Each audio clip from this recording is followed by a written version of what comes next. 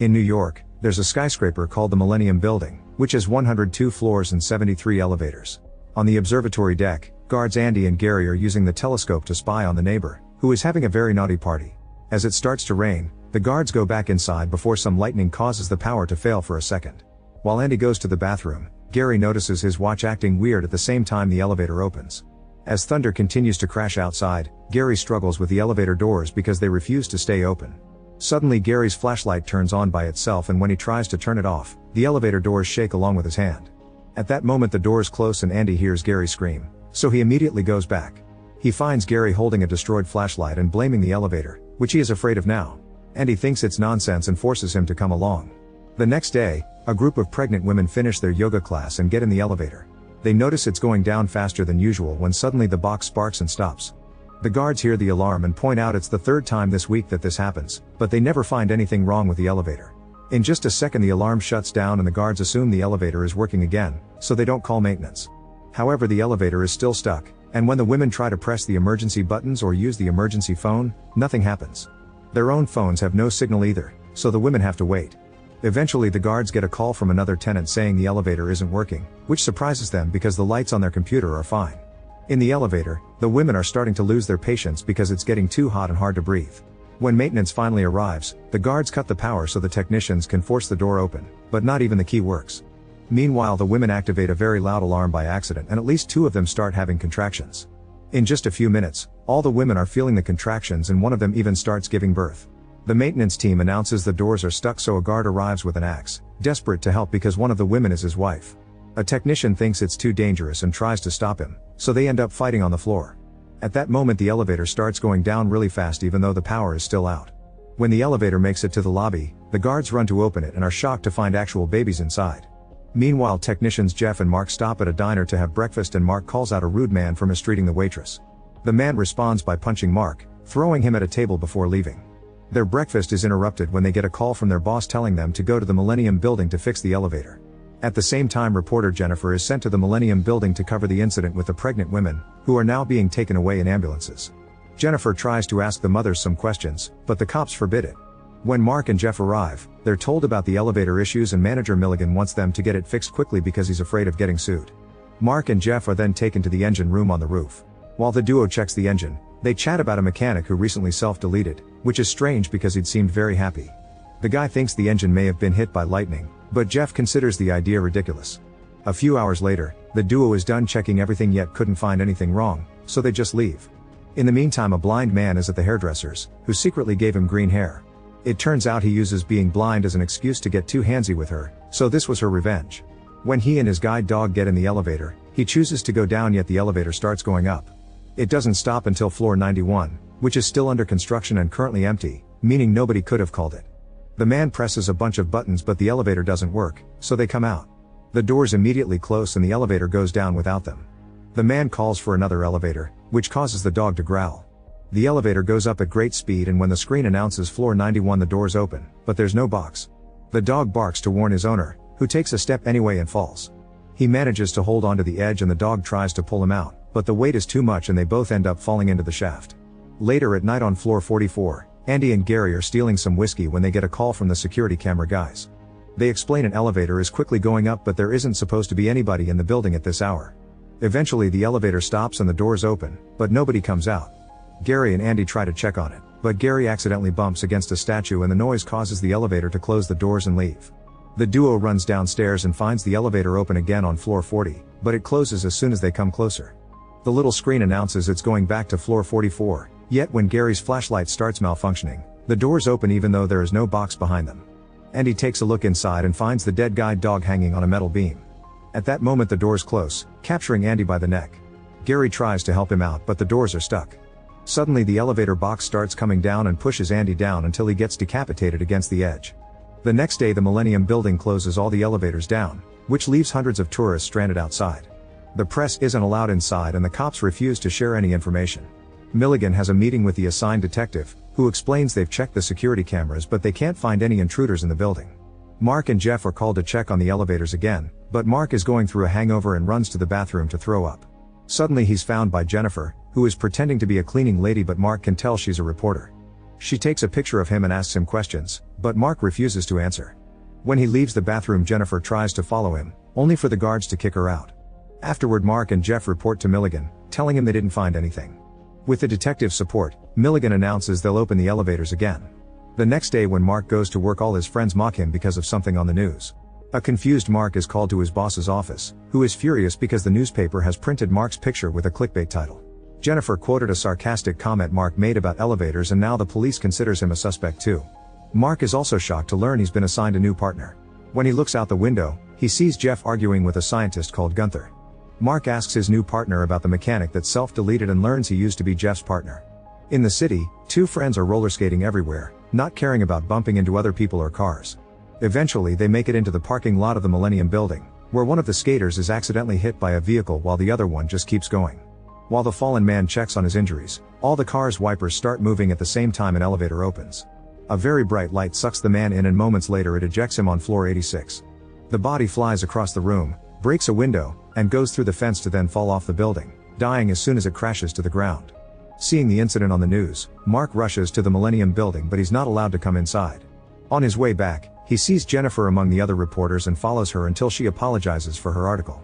She shares some details about the incident, explaining that the police think the guy jumped to self-delete, but she believes there may have been some foul play. On the lobby, a little girl manages to escape from the nursery and sits to play in front of the elevators. Suddenly an elevator door opens, and when the girl approaches it, it closes and a different elevator opens next. This goes on for a while, and the girl has lots of fun running from one door to the other. When the elevator in the middle finally opens as well, the box goes up a few inches to leave a gap under it, and the girl looks inside. At that moment, the nursery teacher and Milligan hear her scream, so they run to the lobby to check. Thankfully the girl is fine, but her doll has been destroyed. When Milligan looks at the elevator, he finds a doll arm stuck in the door. The night Mark is studying the elevator blueprints at home when he hears a noise outside and notices a shadow behind the door. He grabs a bat and opens the door, only to find Jennifer, who has brought a video for him to watch. It's a security recording showing the whole incident with the roller skater, and Mark thinks this proves the guy self-deleted.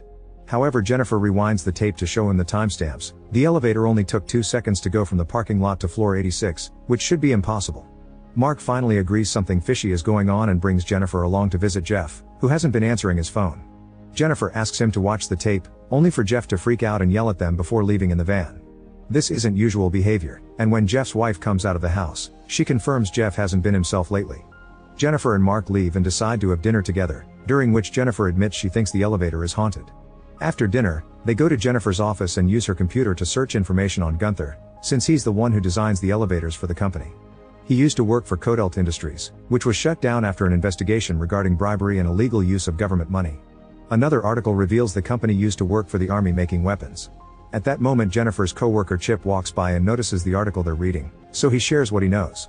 Kodelt got in trouble for making biochips, which are computer chips based on live tissue. They built a computer base on dolphin brains that developed a mind of its own, and the chips became able to reproduce themselves, so the whole computer grew and behaved like an actual living organism. However, nobody knows what happened to it. Chip never heard the name Gunther, but he agrees to help them look for information. On their way home, Jennifer tells Mark she believes the elevator is haunted.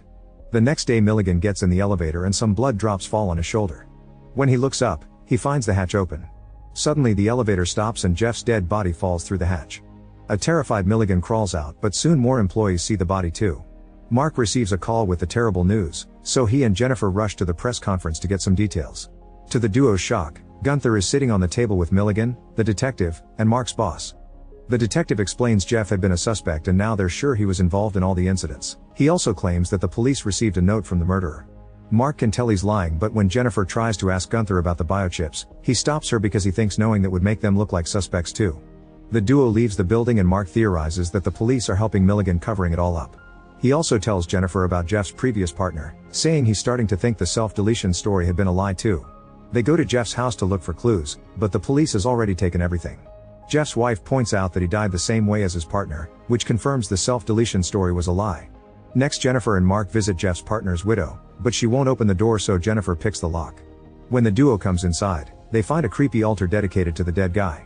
The widow finally agrees to talk and explains her husband was killed when they left him bleeding inside the building for 3 days. She thinks his spirit is still around and will only find peace when he gets his revenge. At the Millennium Building, a large group of people get in the elevator, which starts going up very fast and doesn't stop on any of the floors the tenants chose. Soon everyone starts crying or yelling in panic, and a child wets his pants. Suddenly the floor opens and a bunch of people fall to their deaths. Some of them manage to hold on, but the elevator is going too fast and one by one they start falling too. The elevator never stops and eventually bursts through the roof, destroying half of the engine room. This time the incident reaches the White House and the president appears on a press conference saying all the elevator deaths were an act of terrorism. At the same time the boss of the elevator company meets with Gunther and tells him that since he created this monster, now his responsibility is to kill it. Back to the Millennium Building, the police are showing up with more men than usual as part of an official operation. Jennifer arrives driving Jeff's van while Mark hides in the back. She pretends to be a company employee delivering elevator materials related to the investigation, but the cops still want to search the van. At that moment she gets a call from Chip, who tells her that biochips are still an ongoing project and now they're using humans instead of animals.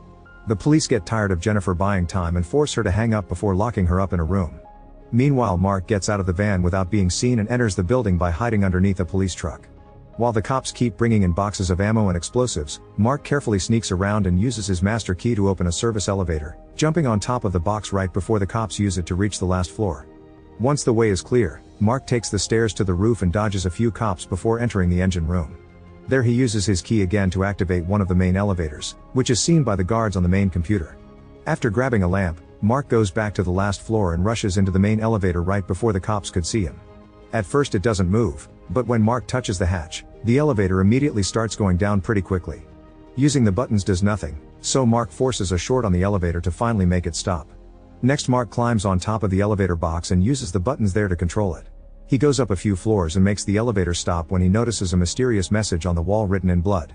Mark checks inside a hole and is startled when a bird flies out, but there's nothing else so he starts going up with the elevator again. A few floors later, he finds a strange white substance on another hole and sparks on the cables above.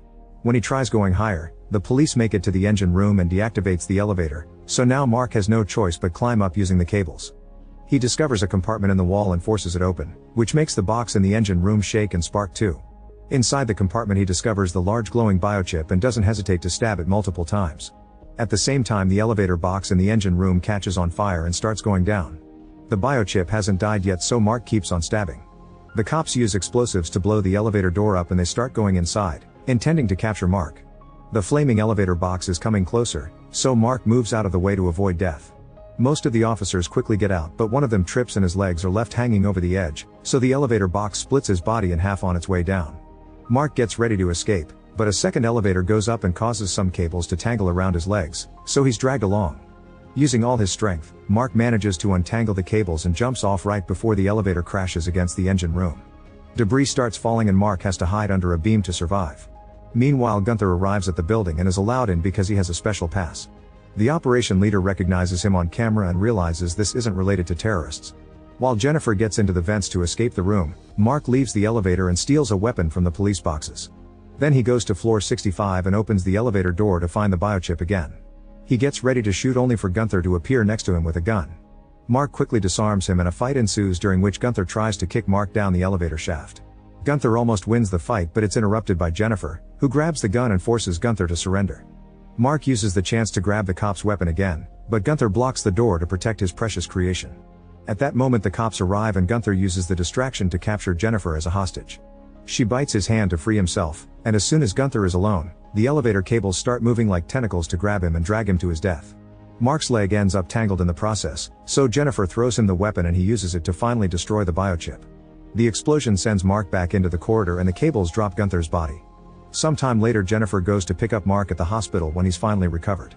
They get in the elevator and are startled when it suddenly stops, but it was Mark pressing the emergency button by accident. Then he and Jennifer share a kiss.